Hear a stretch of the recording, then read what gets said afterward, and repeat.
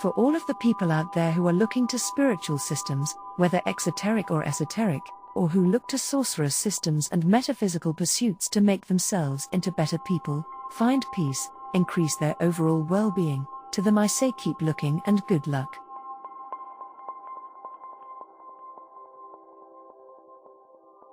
Exoteric religions alone among those various interests may give someone the impetus or inspiration they need to become good, at least according to some specific definition unique to the religion, but the rest of those pursuits aren't really about that.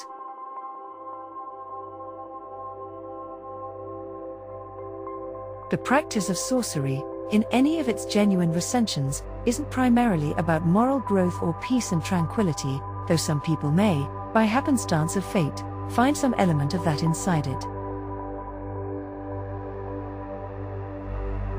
But you can't come looking for that, or you really won't find it, and for an important reason. Sorcery is impossible to pin down, just like the wind. Few people have the constitution to deal with such an insubstantial art, such an unpredictable and indescribable metaphysical reality.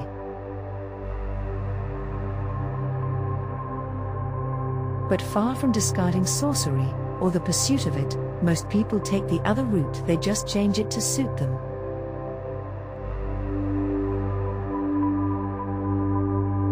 By changing it, by telling the wind that it has to be earth now, they actually lose it altogether, but they keep holding on to something they describe as sorcery.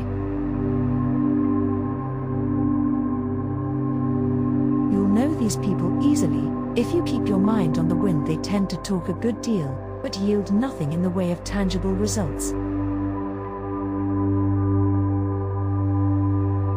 Can the intangible yield tangible results? I must say, it can, but its results are often very subtle.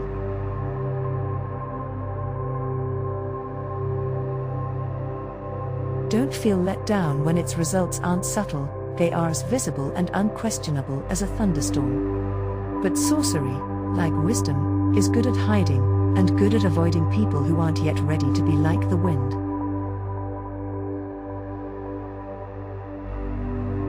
It scorns the people of inflexible concepts, who have to have everything explained and locked down. It looks kindly upon the people of fire and wind.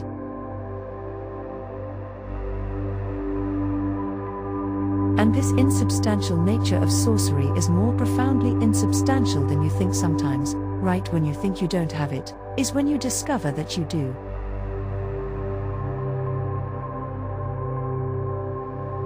Sometimes, or oftentimes, in my experience, the unplanned workings, the unplanned and rather spontaneous trances, visions, conjurations, and works are the most powerful.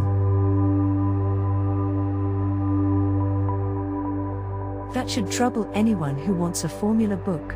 Formula books are only good for one thing: they orient the mind and the desire towards the sorcerer's worldview and aesthetic.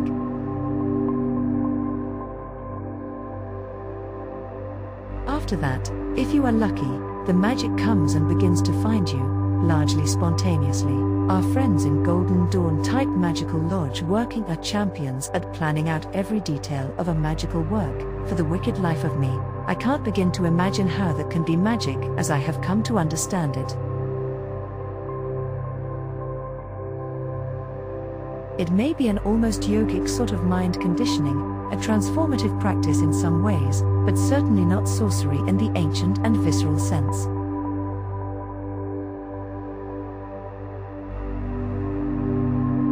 If it's authentic sorcery you want, as the ancients had it, you have to be able to do impossible things like tying the winds together, or making a dead tree come back to life. Maybe braiding the hair of a toad, or capturing the sound of a cat's footfall in your left hand might be called for at times. These impossible tasks force a person's mind into a helpless quandary, which is right where you want to be. Paradox? Of course. But an initiatory one. Ordinary people don't want to be confused or helpless or befuddled.